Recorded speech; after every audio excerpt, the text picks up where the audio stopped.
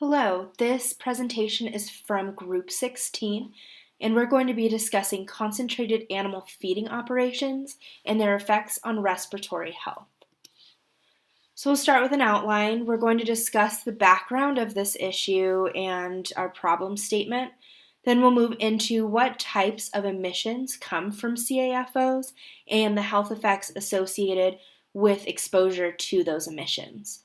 Next, we're going to move into the scientific limitations of studies about CAFO emissions, and then some of the challenges and solutions to reduce CAFO emissions, as well as discussing some policy changes that could be made to reduce the effects of CAFO emissions on human health. So, what are concentrated animal feeding operations? They're a really specific type of a large-scale industrial agricultural facility that raises animals at a very high density for the consumption of meat, eggs, and dairy products. When CAFOs are properly managed and located, they're beneficial to their local communities as they're able to provide low-cost meat and dairy products as well as employment to people in the local area. But when they are not, they can become a very pressing public health issue. Our problem statement is listed here. Particulate matter emitted by concentrated animal feeding operations contains antibiotic-resistant bacteria that can negatively influence respiratory health outcomes in workers and nearby residents. Since many CAFOs use subtherapeutic antibiotics when they're feeding their livestock, it's very possible that antibiotic-resistant bacteria can emerge in areas near CAFOs. When bacteria cannot be treated by antibiotics, they have a very detrimental effect on the surrounding community. In the United States, antibiotics are often put in animal feed to reduce the chance of animals getting an infection. Particularly because they live in such concentrated areas, the spread of disease and infections can go very quickly from one animal to the next. So antibiotics are used in their feed to try to combat that. Although it can be effective, there is strong evidence that supports that animal feed and the emissions from CAFOs are contributing to an increase in antibiotic-resistant microbes, which can cause antibiotics to be less effective in humans. So what pollutants do CAFOs produce? Depending on the type and volume of animals at a CAFO, the manure production can range anywhere between 2,800 and 1.6 million tons a year. There are a pretty wide array of pathogens that are found in animal manure, including E. coli, Bacillus anthracis, Salmonella, Listeria, and many others. Inhalation of microbes released from this manure can infect humans and in turn spread throughout an entire community. When manure begins to decompose, it releases various gaseous emissions, including ammonia, hydrogen sulfide, and methane, which can all take a toll on human health. There are 168 different types of gases emitted from CAFOs, and they can significantly affect the air quality in surrounding areas. With the large amount of gases emitted, there has recently been an increase in resistant strains of bacteria becoming aerosolized, which can be a serious threat to human health. The antibiotics are often not fully metabolized by animals when the antibiotics are introduced in their feed, and they can be present in their manure. Because of this, there is a growing demand to reduce the use of non-therapeutic antibiotics in animals in CAFOs. So there are a handful of pretty serious health effects that are caused by emissions, both in folks who are working at these farms and people who are living in the surrounding communities. So CAFO farm workers are at an increased risk of respiratory morbidity and mortality. Various studies have shown that chronic bronchitis and chronic obstructive pulmonary disease are very likely to occur in livestock farmers at CAFOs due to the large amounts of ammonia, hydrogen sulfide, and organic dust that they're exposed to. Researchers have also found that the closer that children live to a CAFO, they're more likely to suffer from symptoms of asthma, and there are also much higher rates of asthma in those communities in general. Table 1 has a list of all of the major pollutants that are frequently emitted from CAFOs. Not all of them have a direct effect on human health, but some of those have an effect on the environment, which can in turn put human health at risk. Ammonia is released into the air when manure decomposes, and it can cause very serious respiratory effects in humans, which can lead to decreased lung function and can cause a cough that's severe enough to scar lungs and airways.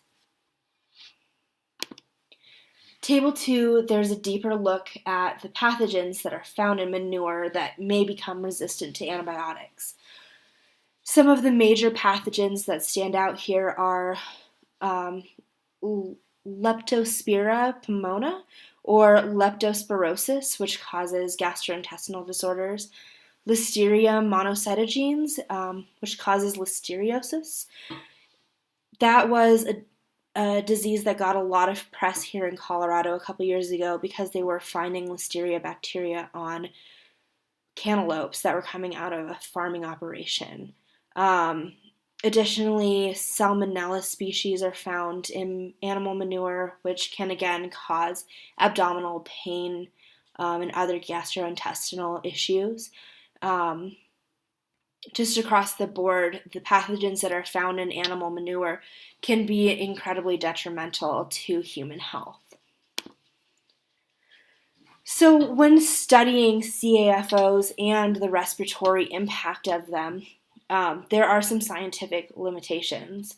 Although evidence suggests that antibiotic-resistant bacteria can emerge from CAFOs, the CAFOs that have been studied primarily involve pig farms, and from this we're not really able to clearly say that all CAFOs have the same effects on human health. Additionally, studies of communities near CAFOs used proxies, not direct ARB particle measurements, to draw conclusions about respiratory effects, which makes it difficult to adjust for all confounders in communities near CAFOs, due to there being various different types of bioaerosols. And many other factors contribute to air pollution, which can in turn influence respiratory health. Also, literature mostly contains cross-sectional studies, which are a weak study design. We need cohort design for a stronger study of correlation, or a random control design, which is the strongest study design, to prove causation of respiratory effects from commercial animal feeding operations. So there are a lot of challenges surrounding CAFOs and their harmful emissions. One large challenge that arises is that of environmental injustice. It's been well described that these CAFOs pop up in rural communities that are often impoverished and usually made up of a minority population. That's been well studied in North Carolina. That results in both health disparities as well as lowering property values and overall quality of life in those communities. The burden of these CAFOs falls on individuals who lack the political ability to resist them from moving in. Another challenge in regards to regulating these, however, is that CAFOs are economic drivers that provide employment as well as low-cost meat, eggs, and dairy to many communities. Any decisions to increase regulation would have to take into account that this could lead to a downstream economic effect. Lastly, CAFOs are a well-described source of greenhouse gases, especially methane, which is known to contribute to global warming and climate change. In this setting, several potential policy solutions could be proposed. So, since the shifts to using CAFOs occurred rapidly, laws and regulations have really struggled to keep up and ensure the protection of the environment and the protection of human health. One potential target would be ensuring the proper storage of manure. Potential consequences of not doing so were highlighted after Hurricane Floyd affected North Carolina, when CAFOs managed by Smithfield Foods experienced a rupture in their lagoons. That resulted in large penalties from violating the Clean Water Act. Not properly storing manure could result in contamination of the air and the water supply with fecal matter, toxins, and pathogens. If regulations and standards for CAFOs to store manure properly were created, it could reduce that risk and protect workers and communities.